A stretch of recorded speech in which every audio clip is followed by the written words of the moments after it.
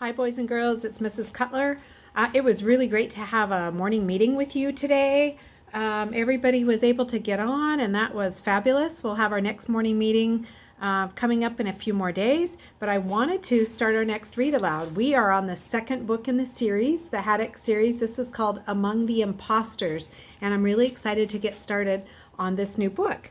This is book 2 in our series, and I'm going to start chapter 1 for us today. Sometimes he whispered his real name in the dark, in the middle of the night. Luke. My name is Luke. He was sure no one could hear. His roommates were all asleep, and even if they weren't, there was no way the sound of his name could travel even the short distance to the bed above or beside him. He was fairly certain there were no bugs on him or in his room. He'd looked, but even if he'd missed seeing a microphone hidden in a mattress button or carved into the headboard, how could a microphone pick up a whisper? He could barely hear himself. He was safe now. Lying in bed, wide awake, while everyone else slept, he reassured himself of the fact constantly. But his heart pounded, and his face was clammy with fear every time he rounded his lips for that ooh sound instead of the fake smile of the E in Lee, the name he had to force himself to answer to now. It was better to forget, to never speak his real name, but he'd lost everything else. Even just mouthing his name was a comfort. It seemed like his only link now to his past, to his parents and to his brothers, and to Jen. By day, he kept his mouth shut. He couldn't help it. That first day, walking up the stairs of the Hendricks School for Boys with Jen's father, Luke had felt his jaw clench tighter and tighter the closer he got to the front door. "Oh, don't look like that," Mr. Talbot said. He pretended to be jolly. "It's not reform school or anything." The word stuck in Luke's brain. Reform. Reform, yes. They were going to reform him. They were going to take a Luke and make him a Lee. It was safe to be Lee. It was not safe to be Luke. Jen's father stood with his hand on the ornate door waiting for a reply, but Luke couldn't have said a word if he depended on it. Jen's father hesitated, then pulled the heavy door. They walked down the long hallway. The ceiling was so far away, Luke thought he could have stood his entire family on his shoulders, one on top of the other. Dad, Mother, Matthew, and Mark, and the highest one still would barely touch. The walls were lined floor to ceiling with old paintings of people in costumes Luke had never seen outside of books. Of course, there was very little he hadn't seen outside of books.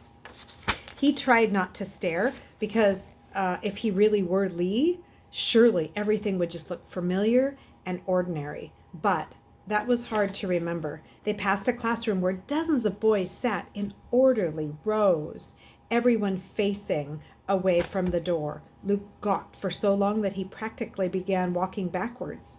He'd known there were a lot of people in the world, but he'd never been able to imagine so many people all in one place at the same time. Were any of them shadow children with fake identities, like Luke?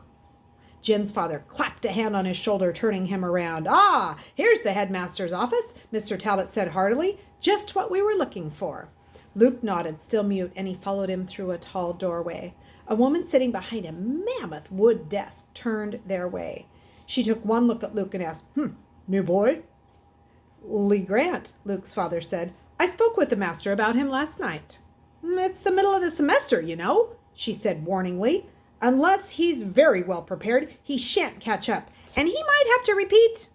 "Oh, that won't be a problem," Mr. Talbot assured her. Luke was gone, and he didn't have to speak for himself. He was glad that he didn't have to speak for himself. He knew he wasn't well prepared.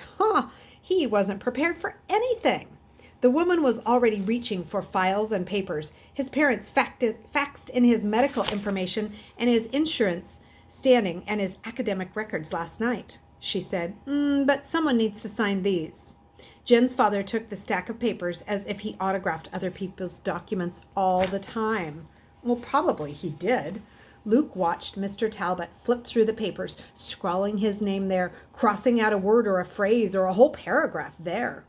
Luke was sure that Jen's father was going too fast to actually read any of it.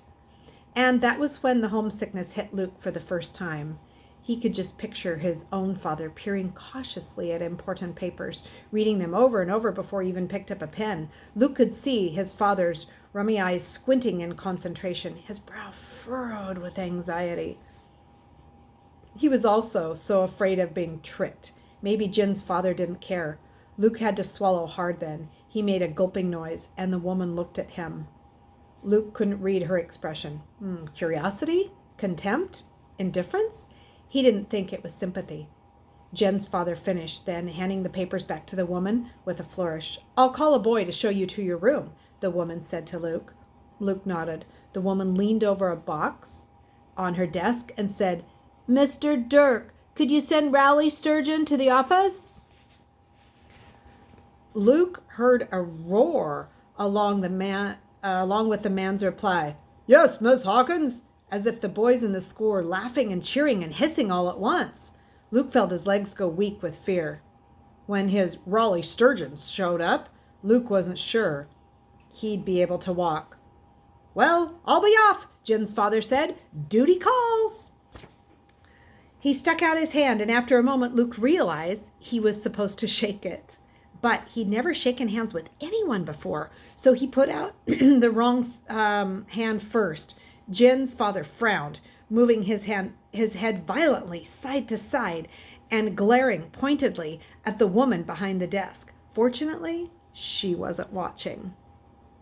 Luke recovered. He clumsily touched a hand to Jen's father's.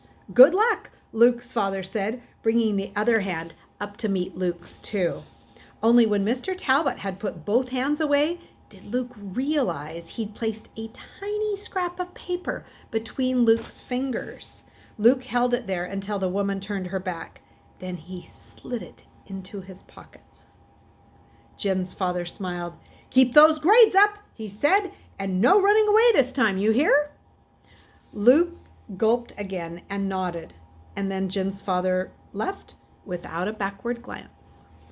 Chapter 2. So that was our first chapter in the second book of the Shadow Children series, Among the Imposters. So I hope you enjoyed that chapter. We'll have some other videos that you can watch about some of your math and writing. So stay tuned to the YouTube channel for those. See you next time. Bye.